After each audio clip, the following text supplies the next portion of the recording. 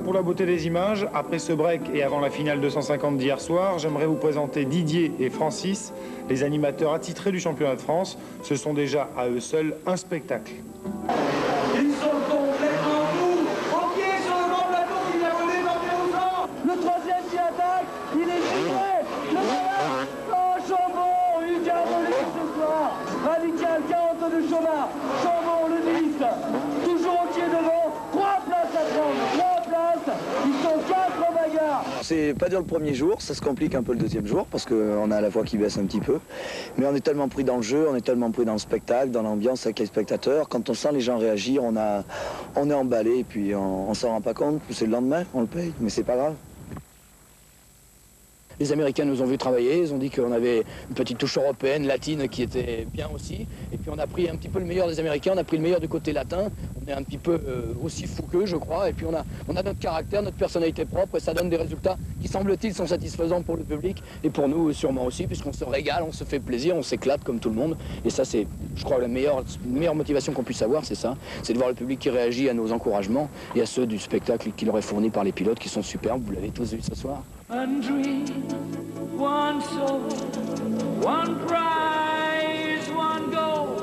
Alors que premier, deuxième Chaumard et troisième, Stéphane Chambon.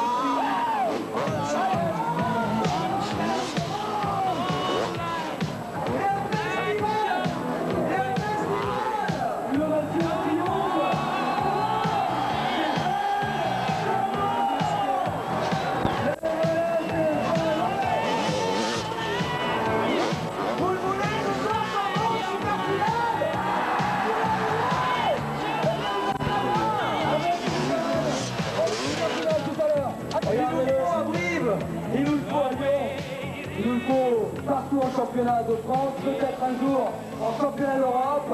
Il est tout petit, nous l'avons dit, Stéphane Chantex, Chambon. Ouais. Et le public délire complètement.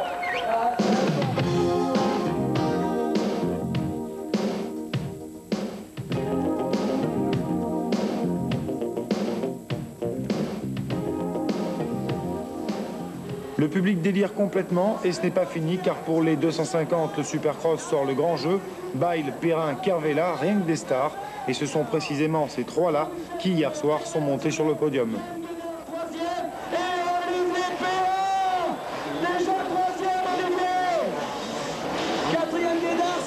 Jean-Michel Bayle dans un one-man show dont on a l'habitude. Perrin et Kervella 20 secondes derrière, mais dans une très belle lutte menée de bout en bout.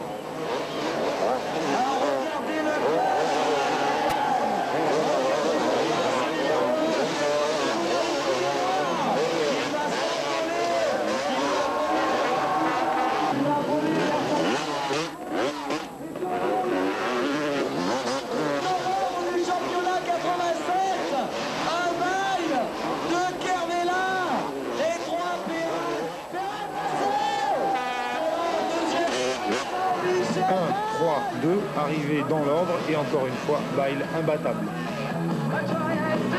En Supercross, il faut rouler très vite et en même temps ne pas faire d'erreurs. Et c'est un compromis qui est très difficile à trouver.